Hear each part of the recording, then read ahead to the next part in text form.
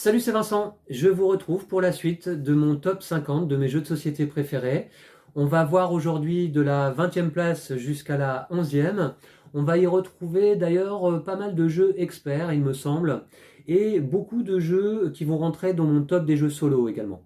Alors, je commence sans plus attendre par la 20e place avec Lords of Hellas, un jeu de Adam Kwapinski sorti en 2018. Il s'agit là d'un jeu de plateau sur une thématique Grèce antique futuriste, donc un peu dystopique. Un jeu de plateau de stratégie que j'adore avec Lou, parce que là aussi c'est un jeu simple, mais il y a une vraie aventure qui se passe sur ce plateau. On va essayer de constituer des belles statues de la mythologie grecque. Le matériel est splendide, incroyable, là, les figurines. Et voilà, j'aime beaucoup ce jeu, évidemment. Il est à la 20e place de mon classement il a toute sa place. En 19e place, on retrouve Underwater Cities. Underwater Cities, un jeu de Vladimir Sushi, sorti en 2018. Alors là, c'est un jeu, on va dire un petit peu, déjà on va construire notre cité sous-marine. Et puis, il y a un petit mécanique d'engine building quand même. On va essayer de produire de plus en plus de ressources, essayer de survivre aussi dans ces fonds sous-marins. Un jeu de cartes principalement, avec une utilisation des cartes assez originale, je trouve. On va déjà n'avoir que deux cartes en main à chaque tour. Et ça, j'aime ce principe. On va choisir une des cartes, la placer sur le plateau de jeu et effectuer et l'action de la carte et l'action du plateau à condition que la carte respecte la couleur du plateau. Donc il y a un petit combo comme ça à trouver avec nos cartes et les emplacements du plateau qui est très intelligent, je trouve. Donc celui-ci se joue extrêmement bien en solo et il rentre dans mon top des jeux solo. En 18e place, l'Ordre de Veyel, que vous pouvez voir juste derrière moi ici. Alors l'Ordre de Veyel, un jeu de David et Alexandre Rousseau, édité par Paria, une petite entre guillemets maison d'édition. Et celui-ci est sorti en 2020, je le place à la 18e place car il est extrêmement fun, je trouve. On retrouve un peu avec ce jeu le plaisir un petit peu des jeux de rôle des années 80-90. Il y a de nombreux lancers de dés. Le jeu peut se jouer à plusieurs avec un maître du jeu ou en solo avec une version solo qui est proposée qui je trouve fonctionne très très bien car j'ai fait plusieurs parties en solo qui m'ont éclaté vraiment. Donc celui-ci on vous en a présenté une partie sur la chaîne à 4 joueurs avec nos amis Lisa et William. Je devrais un jour vous présenter une partie solo. Les parties sont assez longues. On a de nombreuses cartes, on va récupérer de nombreux équipements. Tout ça va être un petit peu joué de manière désordonnée, mais justement c'est très très fun et beaucoup de plaisir à jouer à l'Ordre de Veyel. Donc celui-ci rentre dans mon top jeu solo. Ensuite, à la 17e place, je mets Projet Gaia.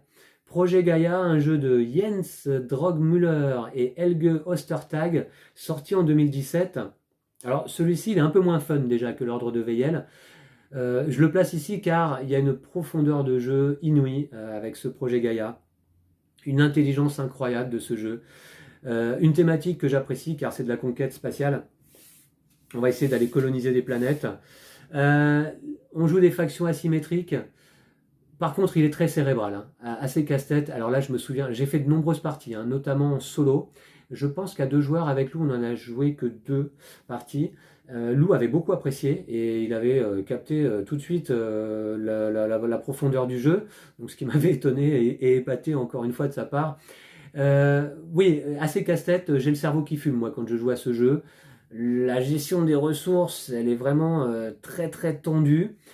Mais quelle intelligence, quelle profondeur de jeu incroyable, ce projet Gaia, un chef-d'œuvre ludique, vraiment. Donc celui-ci rentre là aussi dans mon top des jeux solo. 16e place avec Toulouse Death May Die. Alors c'est bien parce qu'on alterne jeux fun et jeux un peu plus cérébraux.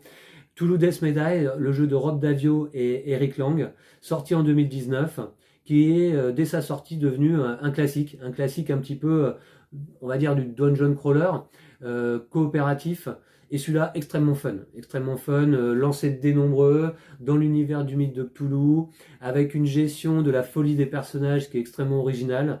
un matériel incroyable, des figurines superbes. Moi, je me suis procuré toutes les extensions sorties en français pour le moment pour ce jeu, parce que c'est un jeu que je vais ressortir de manière fréquente. J'adore ce jeu, Cthulhu Death Medaille. Ouais, quand il est sorti, voilà, il est passé peut-être un tout petit peu inaperçu en France, et puis au fur et à mesure, il a fait son petit bonhomme de chemin, et j'ai l'impression que maintenant, il est devenu une référence pour de nombreux joueurs. Donc celui-ci, c'est un jeu coopératif, je le place dans mes jeux solo sans problème.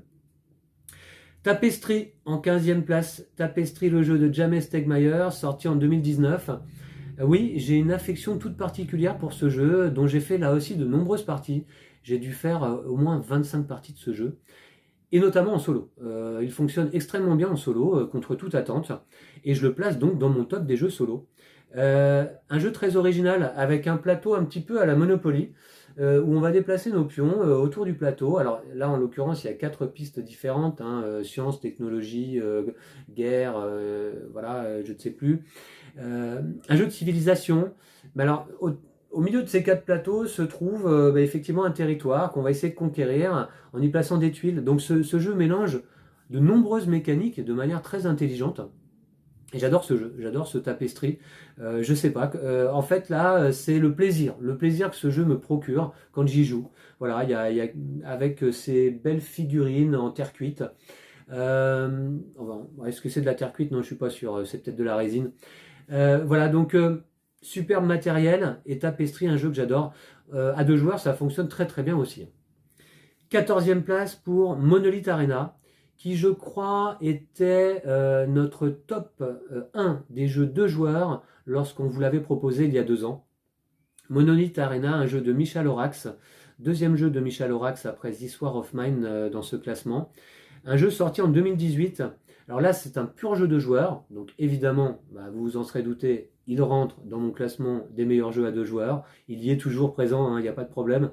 C'est un duel stratégique où on va poser nos tuiles sur une arène, et puis lorsque l'arène est complète, eh bien on résout les combats. Donc extrêmement original. Monolith Arena, on joue en plus des factions asymétriques. Il y a une sobriété dans ce jeu, je trouve. On est quasiment sur un jeu abstrait, hein, presque. Donc j'adore ce jeu, j'aime beaucoup la thématique, j'aime beaucoup le matériel. Monolith Arena, pour lequel j'ai beaucoup d'affection. 13e place, alors là, je l'aime encore mieux, alors j'ai mis 2 jeux, bah oui, je peux pas les dissocier. It's a Wonderful Kingdom et It's a Wonderful World. Alors j'aurais dû dire dans le sens inverse. It's a Wonderful World d'abord, c'est le premier jeu sorti. Un jeu de Frédéric Guérard, les 2 jeux sont sortis respectivement donc pour World en 2019, pour Kingdom en 2021. Ça fait partie des jeux auxquels on a le plus joué avec nous. Voilà. Quand on a découvert It's a Wonderful World, on a enchaîné les parties, on ne pouvait plus s'arrêter de jouer. On adore ce jeu, c'est un jeu de draft de cartes. C'est d'engine building, hein. Donc là, on va se créer un moteur de ressources aussi, donc une mécanique que j'apprécie beaucoup. Donc It's a Wonderful World, un classique déjà, pareil, dès sa sortie, fait partie de ces jeux qui tout de suite ont conquis de nombreux joueurs. Et ça se comprend tout à fait. Donc ça fonctionne extrêmement bien à 2 joueurs et en solo. Alors, le Wonderful Kingdom est une version spécifique justement pour 2 joueurs. Et miraculeusement, est encore meilleur donc que l'original à 2 joueurs. Il donne lieu à des parties totalement décomplexées sur la table, incroyables, avec des retournements de situation de dingue. Et donc je vais placer It's a Wonderful Kingdom dans mon top jeu 2 joueurs. Voilà. Donc ensuite, 12e place, eh bien le fameux, et là je vous en ai présenté un certain nombre de parties sur la chaîne, j'avais fait toute une campagne complète l'été dernier, eh bien le D-Day Dice de Emmanuel Aquin, un jeu initialement sorti dans sa première édition en 2012, donc, mais voilà, qui a bénéficié d'une 2e édition, dont toutes les boîtes ont été sorties par Nuts l'année dernière. Je me suis procuré quasiment tout ce qu'on peut trouver sur D-Day Dice, car quand je l'ai découvert, j'ai enchaîné les parties, j'ai fait une bonne 50aine de parties de ce jeu, je pense désormais.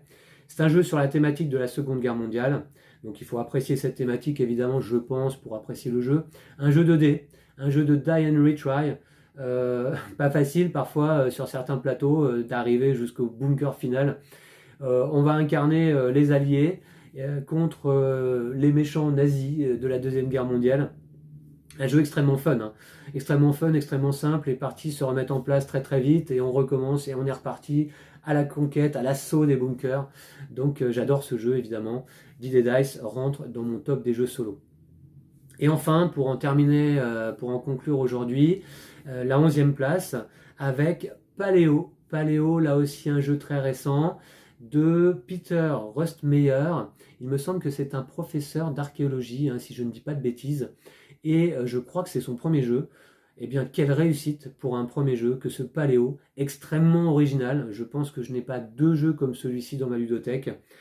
Un jeu coopératif de survie dans la thématique évidemment du paléolithique. On va incarner des hommes préhistoriques qui vont essayer de survivre journée après journée, qui vont faire des rencontres, qui vont faire de la cueillette. Je tiens d'ailleurs à préciser que l'extension sortie là récemment est géniale, totalement géniale. Donc si vous possédez le jeu ou si vous l'appréciez, n'hésitez pas une seule seconde à vous procurer l'extension qui est superbe, qui ajoute une mécanique de ferme, de cueillette, de récolte. On va gérer aussi nos animaux dans nos enclos. Voilà, l'extension s'intègre parfaitement au jeu sans le dénaturer. Moi, je pense que je ne jouerai plus au jeu sans l'extension. Donc, ce Paléo, un jeu génial qui là aussi a conquis de nombreux joueurs depuis sa sortie. Ouais, quel tour de force de la part de jeunes auteurs comme ça, de sortir des jeux aussi bons. Il mérite toute mon admiration. Et celui-ci, je le place également dans mon top des jeux solo, car il se joue très très bien seul, je trouve. Et l'immersion va se faire alors que sur le plateau, on a surtout des icônes. Je trouve ça très fort aussi, que juste avec des icônes, on se retrouve plongé dans l'univers préhistorique. Voilà. Donc, c'est terminé pour ce classement aujourd'hui. On va se retrouver demain pour la suite et fin. 10e à la première place. Je vous remercie d'avoir suivi cette vidéo. Je vous dis donc à demain. D'ici là, prenez soin de vous et de vos jeux de société. Salut!